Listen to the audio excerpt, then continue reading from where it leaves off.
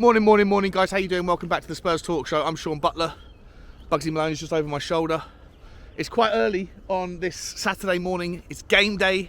I'm going to the Forest game this morning, I'm going up there this morning, but I'll see you there this afternoon. If you are going and you'd like to catch up for a Diet Coke or just to say hello, send me a DM on Twitter or a text if you have my number, and I'll try and get round and meet you somewhere, maybe under the South Stand bar or somewhere like that, depending on the circumstances. But let me know, and it'd be good to catch up.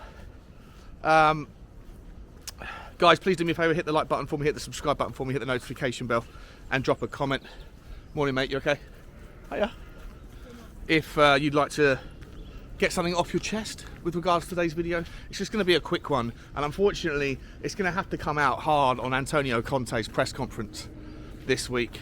I mean, I've never heard such a better example of a manager who is devoid of taking any accountability for situations, that is throwing players under the bus unnecessarily in some sort of reaction to them mistakenly throwing him under the bus, throwing the fans under the bus. Listen, if that's not the last ramblings of a dead man walking, then I don't know what is. I think it's poor. I think it's piss poor, if I'm entirely honest. And for any of you guys that have known me since I've started this community thing back in late December, early January of last year, about 14 months ago, 15 months ago now, I guess, you know that I've never been a fan of Antonio Conte's press conferences, ever. Never, ever been a fan of them. I find them opaque and flip-floppy, volatile, emotional, and usually unhelpful. And unhelpful, funnily enough, is a word that he used unuseful, but that's just his broken English. He's trying to say unhelpful when referring to Tottenham fans having zero patience left for any kind of journey, any kind of process, and that apparently the pressure that puts on players and him is an issue. Tottenham fans now are the problem. I've heard certain content creators constantly referring to Tottenham fans being the problem, but I've never heard a manager saying it. I disagree 100% with anybody that says that the fans are the problem. The fans are not the problem. The fans have every right to feel the way they feel, however they feel, whether they're tolerant, intolerant, whether they are patient or impatient, whether they demand success or whether they demand good football.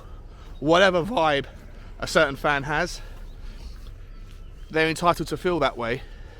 And when you're paid the amount of money that footballers and managers at Tottenham Hotspur are, and they have all of the benefits of the fame that these fans provide for them, to sit there and say that the pressure that the fans put on the players and the manager is unhelpful, I think is wildly missing the bigger picture. I think it's,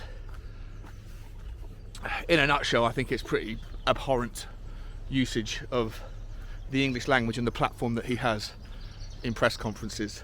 You may or may not have seen, after the Milan game, people leaving the stadium, there were videos of people leaving the stadium singing Mauricio Pochettino's name. And I guess that is a telling tale of the times that a lot of fans have given up on Antonio Conte right now.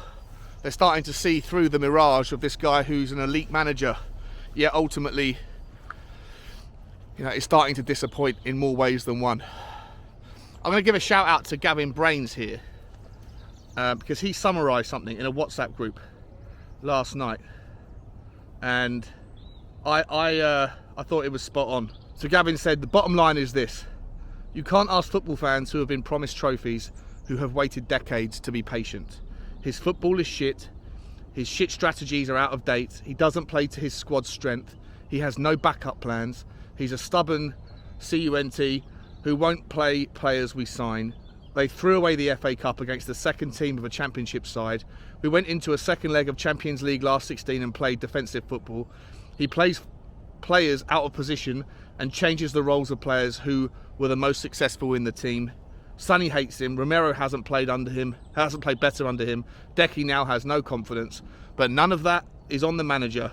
What's he waiting for? 5 more transfer windows? Time is a bullshit excuse. What business does he think he is in? I think that's absolutely spot on, Brains.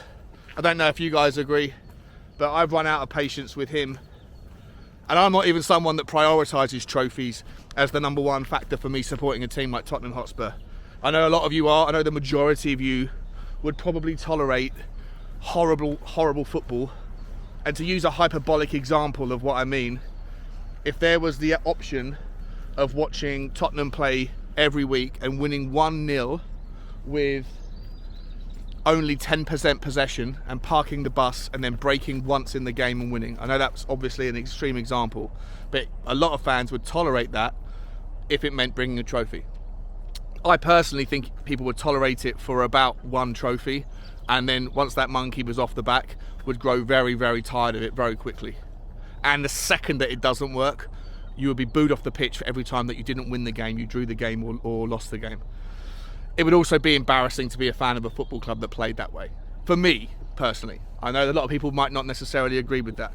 I personally think that because of the frequency in which I want to watch Tottenham versus the frequency in which you can lift a trophy, I prioritise watching good football. My expectation is just to watch good football and then build a team around that foundation that can compete. I would be okay with what we were doing, what we are doing, what we are currently capable of achieving with the squad that we have and the ownership model that is currently in existence versus what we're competing with if the football was better. But it's not. The football, as Brain said, is stubborn, it's boring, it has no plan B, it's not dynamic, doesn't pivot, it's predictable. And the players have to fit the system rather than the system fitting the players. And if you're paid that much money as a manager, then at the very least, if you can't do any of the things that I've just listed in reverse, then at least keep your mouth shut when talking about how fans make you feel. You're ungrateful and you're missing the point. Let me know your thoughts, guys. Like, share and subscribe, and I'll see you on the next one.